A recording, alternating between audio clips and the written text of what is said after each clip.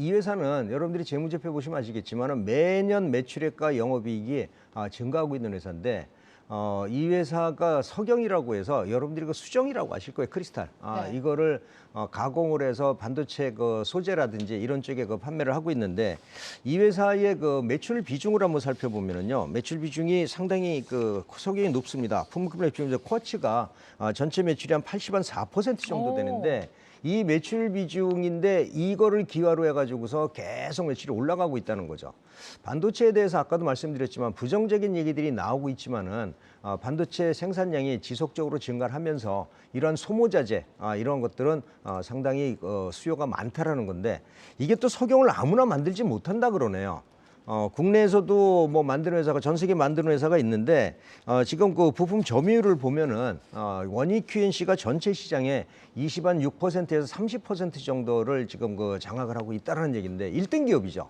1등 기업인데다가 국가별로 보면 한국에 치중된 것이 아니라 뭐 한국 같은 경우에는 40%, 대만이 한 9%, 미국 쪽에도 한 40%, 50% 정도 되는데 대만에는 TSMC까지 다 납품을 하니까 전 세계에 있는 반도체 회사들에는 다 납품을 하는 거예요. 그러네요. 네. 그런데 이거 이제 시장 지배율이 20.5% 정도 되는데 이번에 석영값이 좀 반등을 해줬습니다. 석영값이 반등을 하면서 다른 석영 제품을 만드는 회사들은 원가 부담이 좀 있었는데 이 회사는 자회사가 석영 그 광석을 가지고서 채취를 해서 그 저기 원익큐엔시에다가 공급을 해주기 때문에 상대적으로 원가 그 원자재 가격 상승에 대한 부담이 상승이 적다라는 거예요. 그래서 1분기 실적에 대한 기대치도 굉장히 많고 그다음에 또 2분기 이후에 올해 2022년도에는 반도체 시장이 굉장히 많아질 거다라고 보고 있거든요.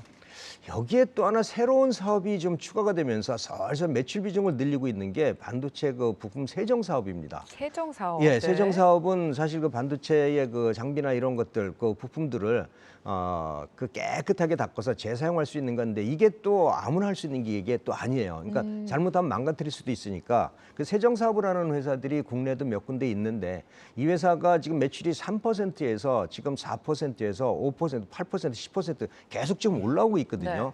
이 올라오고 있는 데는 이유가 있겠죠. 저 두 가지 이유가 있을 텐데 하나는 양이 많아져서 이 회사가 가지고 오는 물량이 많아졌다든지 그렇지 않으면 이 회사가 기술과 그다음에 신뢰성이 있어서 다른 회사에 주던 거를 이 회사 오고 있든지 이러는데 이 회사에서 밝히는 거는 뭐냐면은요. 시장 점유율을 높여가고 있다고 합니다.